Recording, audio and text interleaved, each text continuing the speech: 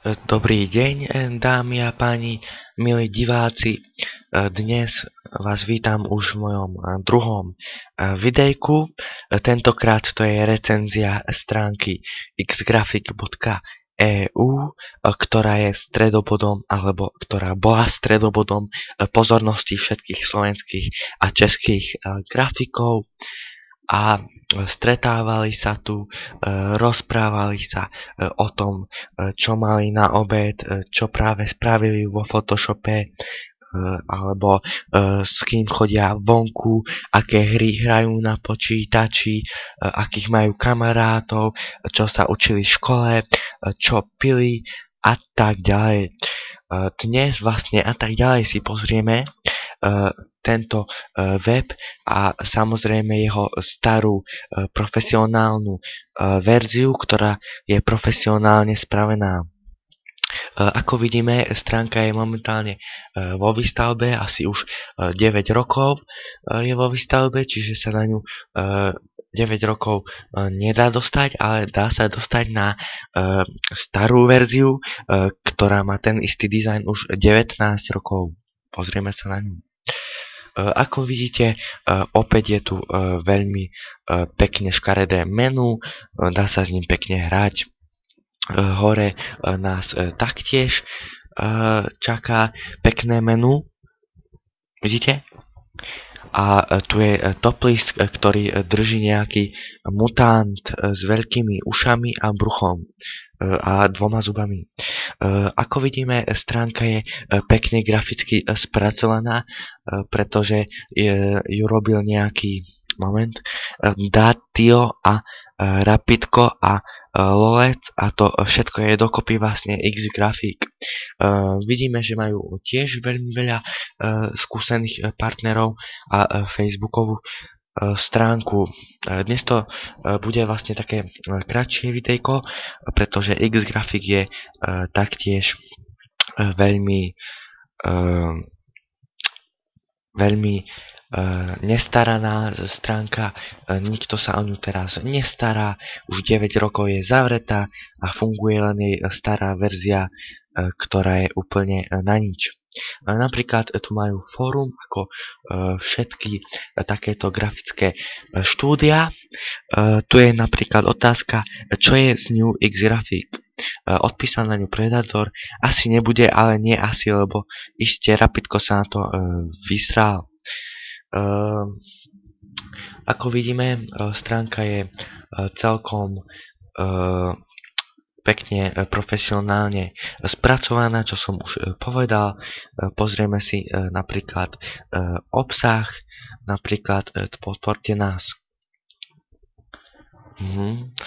Vidno, že sa o túto stránku pekne starajú, pretože banery sú stále aktualizované.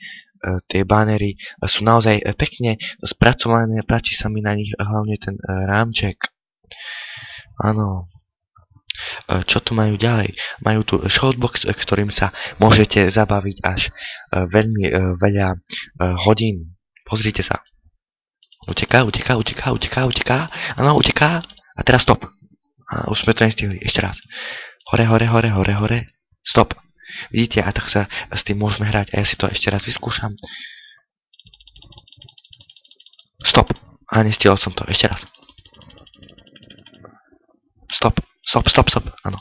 Je to veľmi zábavné. Napríklad tu môžeme pridať správu. Ste vo vysielaní. Odoslať. Odoslať sa to asi nedá. Tak, nič sa nedeje.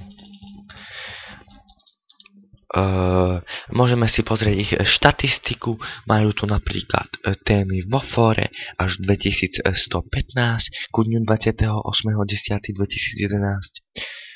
Áno. Súkromných správ 10 757, asi sa hambia, keď si posielajú len súkromné správy. Čo to je toto Undersoft, váš verný prítel. Pokud by miel niekto zájem o tenhle web, napíšte na ICQ, ale to už je iné. To je iný web, takže nerozoberajme ho. Zabudol som vlastne rozobrať Facebookovú stránku, na ktorej som už teraz bol. Administrátori Mičko, Marcel, Erik. Erik je majiteľ. To vidno. Nástenka. Miťko Kmeďko na praxi. Stanko G si sa pýta, čo bude s XG. To by som ti rád povedal, ale 9 rokov je dosť veľká doba na to, aby ste ho vlastne mohli obnoviť, ale nikto ho za 9 rokov neobnovil. Ja si teraz prezerám napríklad Justína, musím sa prihlásiť, ale ja sa neprihlásim, tu je Justín, ako vidíme. Ideme späť. Čo tu máme také zaujímavé ešte? Predator, ako vidíme. Komu sa páči XG, nech naháze, páči sa mi, komu sa nie, tak nech si robí, čo chce. Trochu nezmyselná veta, ale nevadí. Áno.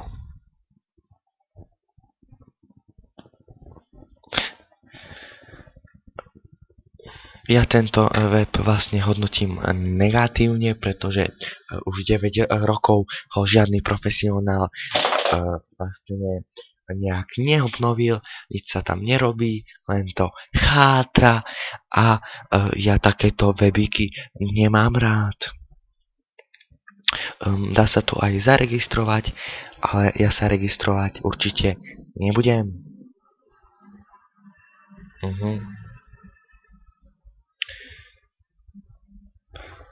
Partnery sú tu. Referencie.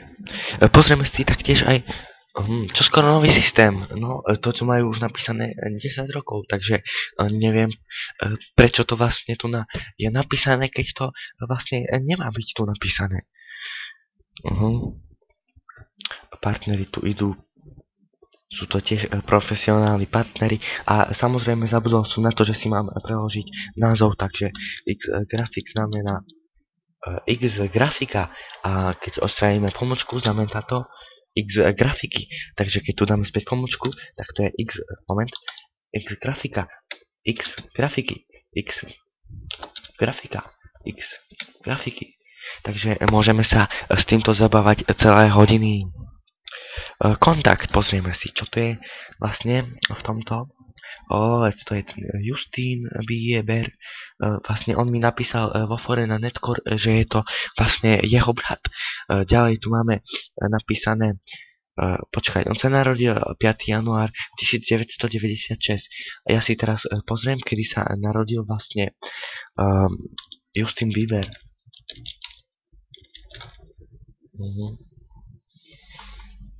Áno. Čiže on január 5.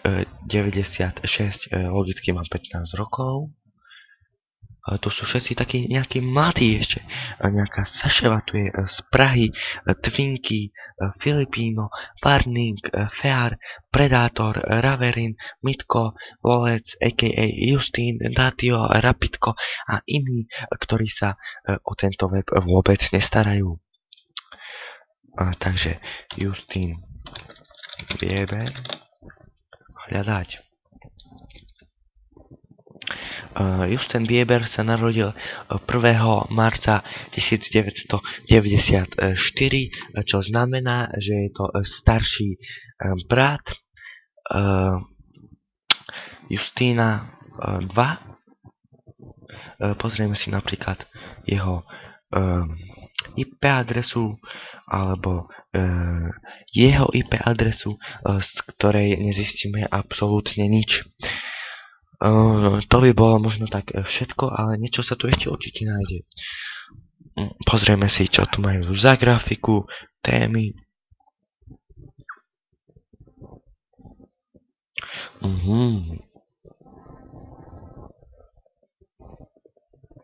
Vidíte, že to sú všetko amatérske práce, tak ako to má vyzerať.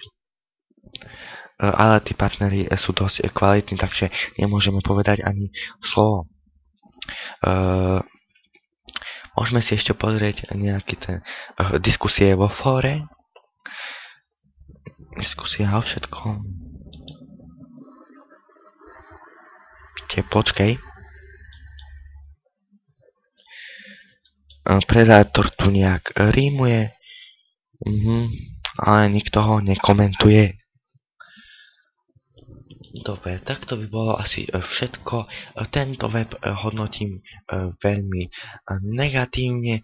Uvidíme, či sa od ďalších 9 rokov vôbec otvorí. Ak áno, spravíme recenziu na nový dizajn a určite vás o všetkom budeme informovať na mojom YouTube kanáli youtube.com/user/recenzie web stránok.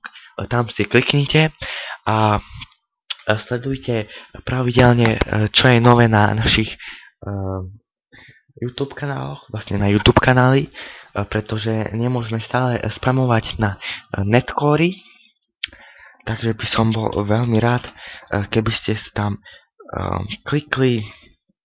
Ja už si pozerám nové komentárov k vašim komentárom. No, Lovec sa ma tu akurát pýta, či mám nejakú stránku, ale na tomu asi nebudem odpovedať, to si ešte premyslím. Čiže ešte raz, youtube.com/user/recenzie web stránok, ja vám to ukážem, ako vyzerá ten kanál vlastne, /recenzie, recenzie web stránok, enter. Vyzerá to nejak takto, už tu sú dve videjka. Ako vidíme, prvá recenzia web stránky Netcore mala 146 videní za 17 hodín, čo je, myslím si, veľmi dobré. Áno, takže vidíte, samozrejme hľadám nejakých tých schopných grafikov, ktorí by mi spravili pekné pozadie na môj YouTube kanál, nejaké to logo, a ako som spomínal v recenzii vlastne v komentárov na Netcore, že hľadám nejakého movie makera, s ktorým by som sa vlastne dorozumieval cez Skype a on by mi pomáhal s videjkami, s ich úpravou, efektmi, hudbou a ďalšími zaujímavosťami. Čiže každý, kto má záujem, píšte do fóra na tému komentáre k vašim komentárom, ktorú tému nájdete na netcore.eu. Prajem vám pekný zvyšok dňa. Dovidenia. Moment.